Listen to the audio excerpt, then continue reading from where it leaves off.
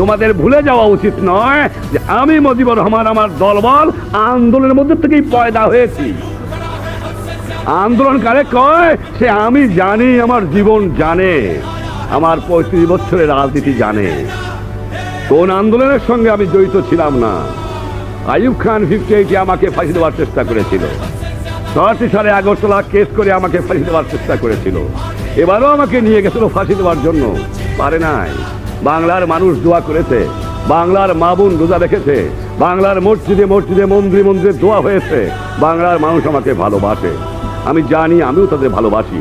এই ভালোবাসা আমার চিরদিন থাকবে, চিরদিন আমি এই ভালোবাসা নিয়ে মরতে চাই। যেদিন বাংলার মানুষের ভালোবাসা পাবো না, একদিনও আমি আর বাঁচতে চাই না, একদিনও আমি আর ক্ষমতা চাই না।